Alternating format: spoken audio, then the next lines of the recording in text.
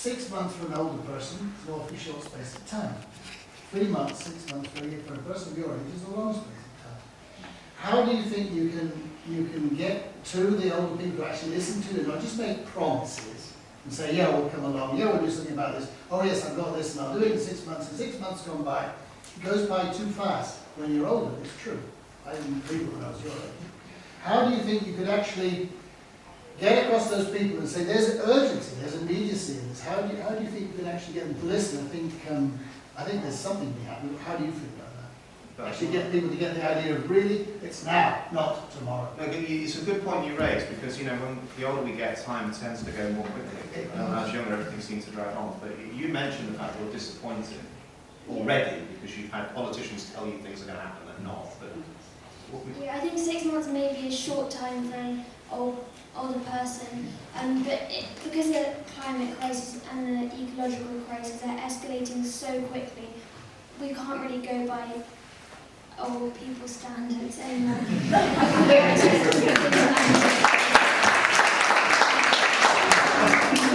I think it's important that something along the lines of a youth committee is created so young people can hold adults accountable and as we are, but continue to say that this is our future, and it's so important now that you begin to act really quickly, and rather than in the past it's been quite a myopic sense of perspective where they look at the next election or the next election is usually the focus of politicians. So now we need to look not at the next election but at the next century and what's going to be happening and the changes, the planetary changes that are going to happen. So I think that perspective needs to widen, but the climate we take to act needs to shorten. Are you saying that you would like to see some sort of citizens' jury of young people to influence discussion and debate on key issues in the environment? To empower them to say to politicians or local authorities or whoever it might be, business leaders, that before you decide on something, you should consult us and we will give you our considered opinion on what that might do to the world that we're growing up in. Is that the sort of thing that you think we need to be hearing? Yeah, I think this isn't just in the conservation sphere, but in general, in our whole society. I think our attitude to younger people needs to change. Rather than, I think the younger generation are underestimated quite a lot as snowflakes, which I don't see anything wrong with being a snowflake, but I think that's what is a snowflake in your I think it's someone, some adults have a perception that young people are quite fragile, which I think is why we're so concerned. Well, you don't have to be fragile to be concerned about the crisis, but we see what's happening, and obviously, as I mentioned earlier, we have the biggest stake in what's happening. So there definitely needs to be some sort of youth committee and also young people in positions where they can help make decisions and increased engagement among the young generation. You're the youngest here, Rebecca. Do you want everyone to listen to you more as you get older? Do you need to shout at them, or do you need to smile or draw nice pictures? What do you think? How do you want them to listen to you? 6 months seems a long time for you, doesn't it? Yes. Are they listening now? Do you think people listen to you? You've spoken to your school assembly, you produce your booklets, you're on social media? Yeah. Yes. Becca, what would you say to people to help wildlife, and what could they do? They could stop using plastic, put their rubbish in the bin, and stop cutting trees down, and stop building on our green field. Oh, very good. Sensible advice. What about you then, Alex? Yeah. We'll do that, Alex. What about this idea of a sort of young citizens jury? Would you get involved in something like that? You might at the moment, for example, not be interested in politics, and I get you probably would want to join a political party, but if you were given an opportunity, if a government and the opposition said, listen, we've got a climate crisis, we're going to set up a committee of young people to advise all the political parties in Westminster on what we should be doing, would you be up for that? Yeah, definitely. It's not a matter of when it's going to perform, it's a matter of it's now. It needs to form like right now. If it was going to form any day, it would be before the end of this year, because tomorrow, like Bella says, tomorrow's too late.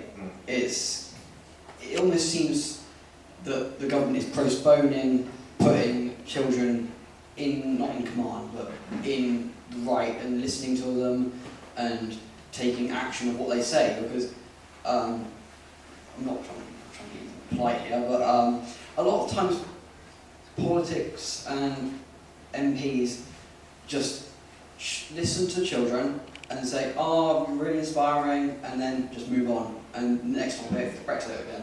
But it's just like, it's like sympathy almost. There's like, you may come along to this talk, and I saw this talk at the EU one, and she was really emotional about it.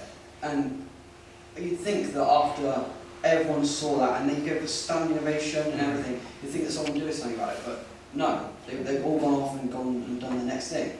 So it's definitely, we need it. We need to have a young group of people who can actually take command and take notice. Thank you. There's another question about. Do you want to, please?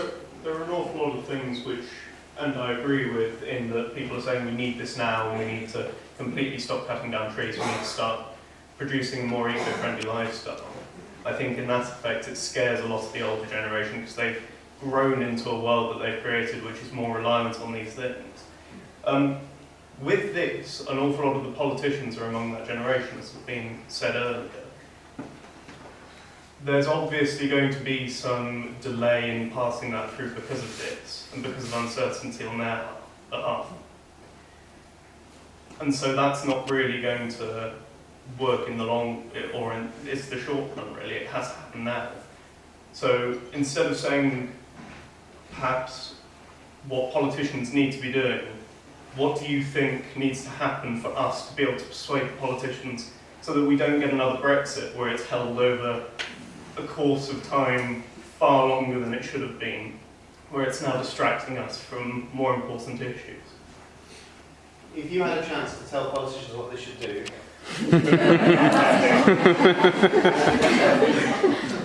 well, honestly, we already have the solutions to solve the problem. We don't need high-tech carbon capture, we got flipping trees.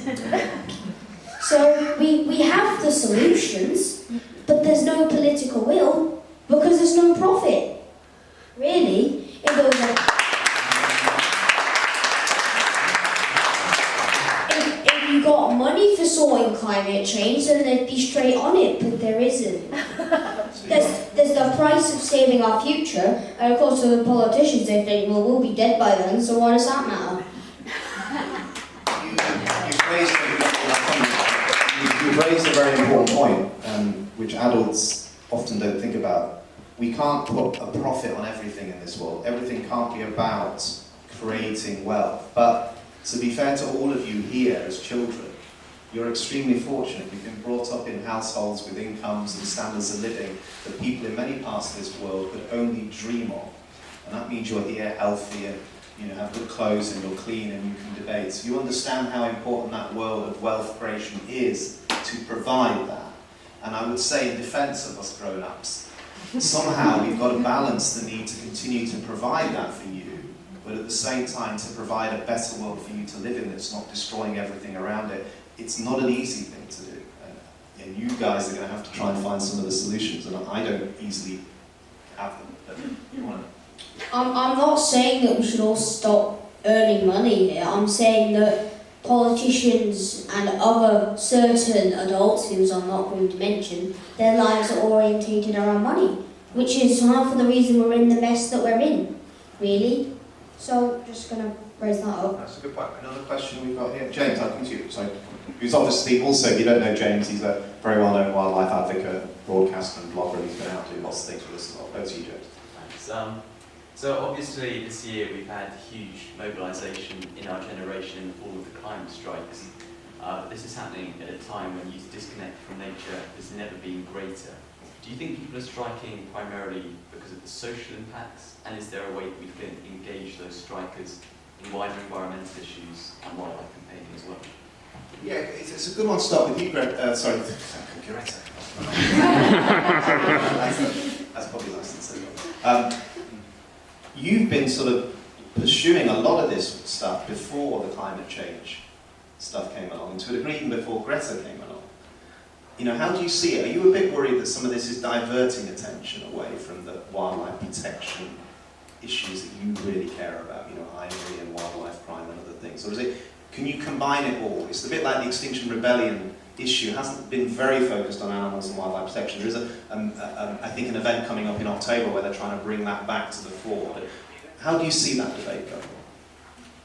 Biodiversity and climate are so interconnected that I don't really think we can separate the two issues anyway. So in that sense, I think we have to focus on them both at the same time because they're so intrinsically linked. But to answer your question as well, there's a lot of people doubt the sincerity of the climate strikes and think it's more of a social thing. And as Alex said, lots of people do leave school to go to KFC or something like that. But lots of young people are so terrified about what they hear, and they're terrified because of the climate strikes, because it's raising awareness. So that's why there's been a sudden increase.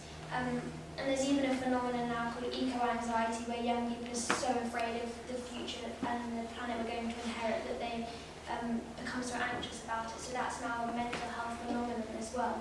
So on top of the climate crisis, we now have a mental health crisis generated from that. So I think it's, if anyone's doubting the sincerity of it, I think it's important to remember that this isn't a social thing for young people. This is our future, and there's not really anything more important than the future of our species. Thank you. I'll come back to you in a moment.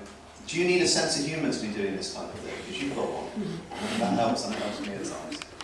Because, you know, is there a danger that when we're talking, you talked about anxiety, but the anxiety could be crazy because we constantly talk about how bad things and how terrible things are. So sometimes we need to laugh at ourselves and smile and have humour to get some of our messages across. 100%. I'm not saying we should all be clowns and go around laughing like mad, but I'm saying I think a little bit of humour can lighten the mood, because at the end of the day, the future of our planet is very depressing if we look at it. I mean, an entire garbage truck full of plastic goes in the sea every minute. I mean, every second, 6 sharks die every second. I mean, it's not a very good-looking planet, so I think a sense of humour can help lighten the mood just a little bit. So do we need more sort of comedian environmentalist? Well, in a way, yes, because as I say, I mean, otherwise we're all just going to be climate people who are just very depressed and anxious and all the rest of it. So I think we do need people with a little bit of a sense of humour, so then we can actually get stuff done and make sure that no one just falls asleep and gets bored. Because the main thing is when things get too depressing and everything, then adults lose interest. And then they can't be bothered with it. So. Is there anyone that hasn't asked a question? Because I've got 2 people that already have. Can I take one at the back? Yeah, it's not a question, it's just firstly I wanted to thank each of you for taking such great care and putting your efforts into saving the fragile planet, and also that I'm going to the children's climate strike in Lebanon in a few weeks' time. It's a very poor country, probably a lot of kids there wouldn't be at school, and I just feel that I'm sort of carrying your message to join them, and whether there's anything that you would like me to say to your kind of climate friends, really, your world citizen friends. We'll come back to the end. I'm going to ask, because I think that's a really good question, to ask, what you would tell to the rest of the world about how they feel at the moment. Can I bring my badger up a minute? Can someone just bring Boris up, call him out, because I'm safe for Boris. It wasn't Boris on Friday, for obvious reasons. Right, okay. This animal here, a lot of young people are not familiar with at all. They really probably only see it generally dead by the side of the road. I've seen a few on the way up here this morning. We go into schools and we have taxidermy badgers, and I bring this as well, this big slide cuddly one, because children tend to love it. There was a survey recently, I know it was published in the Times and other newspapers, to say that a lot of young people just couldn't even recognise a lot of wildlife living in the countryside towns around them. Foxes come up quite high, but a lot of other species, including badgers to a degree, were quite low. how do we teach children to love animals like this that are living around them, that in some cases adults are all too easy to demonise and to blame for, in this case, diseases of cattle or digging up people's gardens or doing whatever they might do? How do we get children to love an animal like the badger? I know you care about badgers, but... There's been lots of people saying you protect what you love and you love what you know. And most children in the city don't know about wildlife because of the lack of wildlife. So I think recently there's been a big campaign, Make London a National Park City. And I think along with that we need to have, rather than these almost sterile parks which are just stretches of grass, we need to have increased amounts of wildlife in cities and access in all suburbs, no matter of your postcode, so everyone needs to have equal access to wildlife. And I think that's all it comes down to. If you see the beauty of nature, then you're naturally going to have a love for it. I think if you're exposed to that when you're younger. And lots of studies have shown that if you're exposed to nature under 12 years old, then when you're older, there's an increased chance that you'll respect and protect it. So I think that's the most important thing. Thank you. Rebecca, you love badgers? You love my badger? What do you think? Do you think more children should love badgers? Yeah, I think they do because they look very soft and everyone should move them. And you don't want to see animals like this, people say that they should be killed or they should be hurt because people feel fearful of them because they're quite big and they think they've got sharp claws and things? I don't think they should be killed because then the ecosystem would just crash down. Yes, exactly. Thank you. Thank you very much. Part of your wildlife career so far has been built around this animal, hasn't it? What attracted you to the badger in the first place? I know your mum's out there. Yeah. Is that where it started? Was it just your some beautiful pictures? Yeah, so it started at the age of 3. So my wonderful mum introduced me to badgers at the age of 3 because she used to carry me down to the badger circus. I was a very fat baby. It was too far for me to walk. And since then, I've just had this massive interest in badgers. And knowing that these guys are being blamed for something that only a small, tiny percentage of them actually do over time, over a massive amount of time, it really annoys me because I know that there's more bovine TB in something like other cows and deers and foxes and domesticated cats, dogs, the list goes on. And it annoys me to know that they're just cherry picking, as it were, that this particular one, this species, is being blamed for the death of X amount of cattle because one, the people that kill them may not like them, they may have had a bad experience with them and they really trust them, which is easily solved if you just leave your lawn about that tall, because they can stay away and just don't do it in stripes. I want to eat stripes and they love stripes. But yeah, it's so easily solved, but it's just cherry picking that they want badgers to go out, and like Rebecca said, that if they take out that, you're going to, sure you'll get an increase in hedgehogs, but that's only a small increase. If you didn't use pesticides, I mean hedgehogs would go up anyway.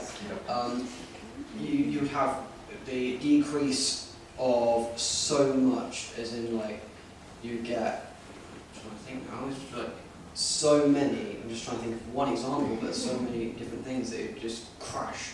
And it would be a shame to lose them. Well, actually, it helps to fertilise the soil, to exactly, the soil, because this goes through a lot of earthworms. So this is constantly digging, redigging the soil, basically, and sucking up earthworms at a huge rate every day. So this is actually quite a good thing to have in a production environment. It poops everywhere, like every animal. It poops, all helping to fertilise things.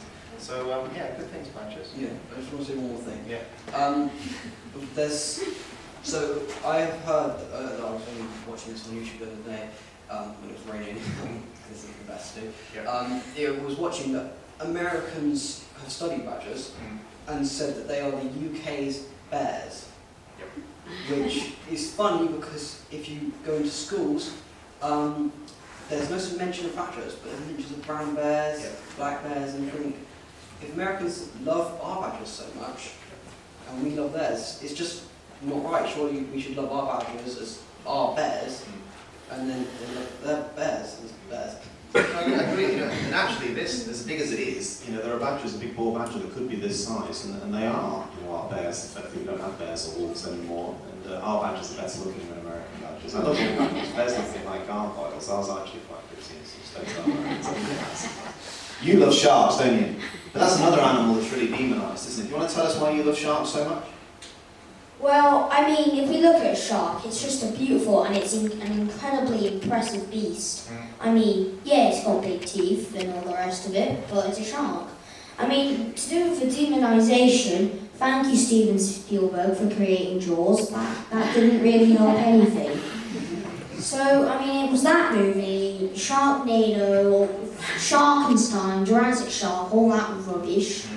And I haven't made up a single one of those, they are all real movies. That sort of demonised sharks, I mean, and we always get worried that 5 humans every year get killed by sharks. But in reality, at least 250 million sharks get killed every year. That's 6 every second. I don't know how long this talk is. Someone do the maths and find out how many sharks have died during this talk. I'm going to make an estimate of at least 10,000 at least. It's just mental. I mean, and sharks, I mean, someone in the Caribbean has been removing their hooks of grey reef sharks, and now they're like puppies to her, because they recognise her, and it just shows the playful and kind side of sharks. They're not blind mass murderers. They're kind, constitutive, they think about what they do. They don't go around chomping things for no reason, as movies lead us to believe. I agree with you. Demonisation in show business and movies. There's a new movie out there I've seen posters for about alligators. I don't know if anyone knows the title of that. But that again just worries me because alligators are another species under huge pressure in many parts of the world. And we just make another film that they're going to come up out of the sewers and eat us, which is ridiculous. Manchester do. Yeah, that's what's going to come out next. Georgia, can I just ask you? Badgers obviously been close to your heart, but do you? Badgers aside, what do you do to get people just to love wildlife more in this country? Yeah, definitely. My original sort of passion for wildlife and filming them and filming it and just interest, definitely sort of badgers are a big part of that, and getting involved with campaigning through the Badger Trust.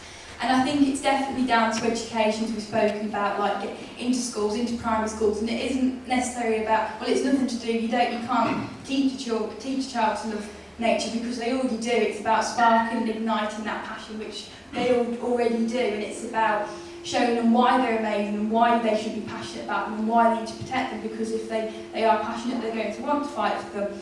And it's like I've sort of looked into, did some short films about bird persecution in Cyprus, and that was again looking at the education side to it, because there were the children in the schools which they were focusing on. The persecution of migratory birds is done sort of, well, in the past it's there in lots wild scale across Cyprus, and it's very much enrolled into family traditions. So it's sort of like they were going to schools and children were talking about like their grandparents doing it and their parents being involved and everything, but by talking to the children and saying, look at this bird, they were doing drawing competitions and everything and saying how amazing it was, and they were realising that species is much better off alive than for everyone and everything than dead. Yeah, so definitely education is such a massive role and has such importance. Thank you very much.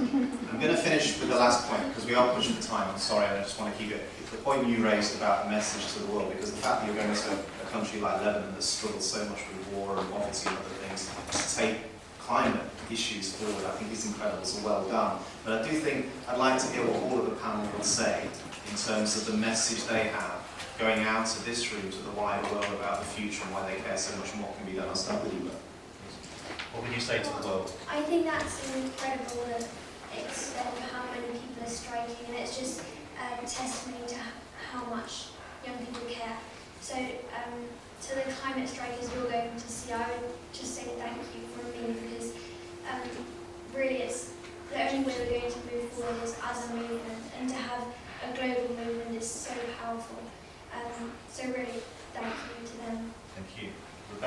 say to the world? If you were speaking to the world now, what would you say about your caterpillars and your butterflies and the need to protect them? That they could grow up, like, Sorry? No, you just say, if someone said, you love animals, don't you? You love nature? Would you like all the world to love nature? Do you like everyone? yeah, You would. And if you had a chance to get them all to love it as much as you, would you do that? You'd stand up in front of all of them and tell them like you did in your assembly at school? yeah. That's good. And that's all you need to do. You keep up the good work. You're doing a wonderful job. Let's go around with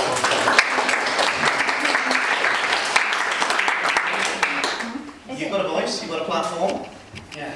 I'm sure you'll be travelling around the world at some point, probably trying to look at the carbon emissions, get the train off the plane. But you do speak to more people, and you will, because you're that sort of person. What would you say to them in other countries, for example, growing up?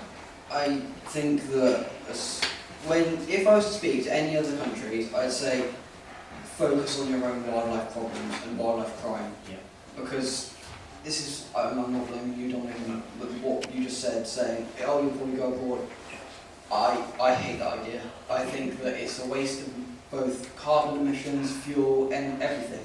Why would I need to fly out to somewhere like Africa to go and see a bunch of lions when I've got my own lions here, just off my own doorstep? I think first of all, you need to expand your knowledge about what you have on your doorstep, and then share that with the world. And if you can solve all the problems in each country, then you've done it. In a way, in the theory, you've done all wildlife crime. If you've solved the ivory trade in your own country, you've solved it. If you've solved the badger cull, you've solved it. You can keep doing it with each one, and then it's done. And then, if it does happen, just put more charges on the people that do it. So, my message to the group that you're going to go and visit is that just make sure your voice is heard out there, so then everyone in the world knows that even though it is only a small group of people, it might be a larger group of people, I don't know, but either way, they know that in that part of the world, people do care, and that is so important. Thank you very much. I really agree with that. You say that a lot because you're absolutely right. You know, if you can, in some ways, because what Bella was saying about the anxious state of the world and how that's affecting people's mental health, I can understand that. But often I say to people that get so anxious about climate change and deforestation and population increase and the ivory trade and all these things that we're familiar with, is you can't solve all of those on your own. But what you might be able to do, you might be able to save some badgers in your local backyard, you might be able to fight for a nature reserve to be protected or created, you might be able to help to